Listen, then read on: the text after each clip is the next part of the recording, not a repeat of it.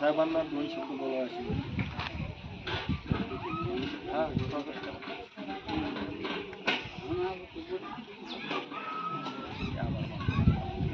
आभार मानतो। या ठिकाणी ही घटना घडली, आम्ही रात्री फोन केला, रात्री फोन केल्यानंतर आम्ही सकाळी संपर्क साधला असता इथली परिस्थिती अतिशय भयानक होती। अश्रू थांबत नव्हते। आज गोविंद काका जे हसत होते, मला त्यांच्या रूपात निळू फुले दिसतात। कोणाला कसं हँडल करायचं, त्यांचं जे व्यक्तिमत्व आहे ते अतिशय आगळं वेगळं व्यक्तिमत्व आहे। त्यांना बघून माणूस घायाळ होऊन जातो, ह्या माणसाबरोबर काय बोलावं काय बोलू नये। आणि ह्या माणसानं सगळं करेक्ट असताना अपुरं काम राहिलं होतं, ते बी कसं पूर्ण करून घ्यावं त्यांच्याकडून शिकायचं आहे। काही गुप्त माहिती माझ्याकडे आहे, पण सांगणं गरजेचं नाही आणि त्याची आवश्यकता नाही, हे होत राहतं एवढ्या लोकांमध्ये।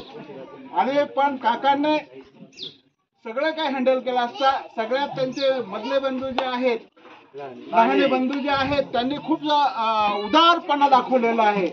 ते सुरुवातीला रस पाजत आम्हालाही त्यांनी गार केलेलं होतं। अतिशय थंड आणि अतिशय उत्तम रस आणि शुद्ध रस असा होता। ते रस आम्हाला पचनी पडला आणि वेळोवेळी आम्ही धावत आलो, पण त्यांचं सहकार दोघांनाही मिळालं।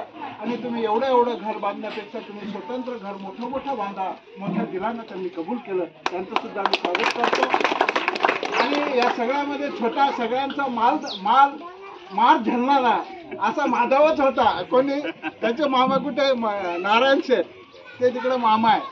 सगळ्यात गरीब पडणारा पण अतिशय सगळ्यांना घेऊन चालणारा, आबांना फोन करणार, वकील साहेबाला फोन करणार, LD ताटूला फोन करणार, सगळ्यांना फोन घेऊन त्यांना गाडा हाकलणार।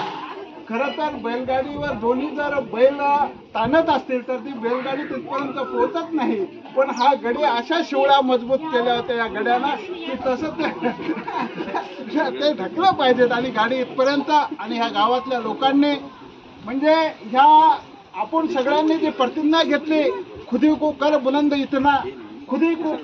इतना हर तकदीर के पहले खुदा बंदे से पूछे तेरी रजा क्या है, मेरी रजा इस घर में पूजा होना चाहिए, इस घर फिर से रहने में जाना चाहिए। आणि ते आज आपल्याला दिवस आलेला आहे। हा दिवस स्वर्ण अक्षराने लिहिलेला जावा असा हा दिवस आहे की समाज एकत्र होत नाही। त्यातला त्यात आमचा समाज फार वेगळा आहे, त्याला ना पदवी देता येते ना त्याला आवरता येतो। अशा मुसीबत मध्ये आम्हाला काम करावं लागतं। पण आमचा समाज चांगल्या लोकांच्या सानिध्यात राहिल्यानं तोही तो बदललेला आहे।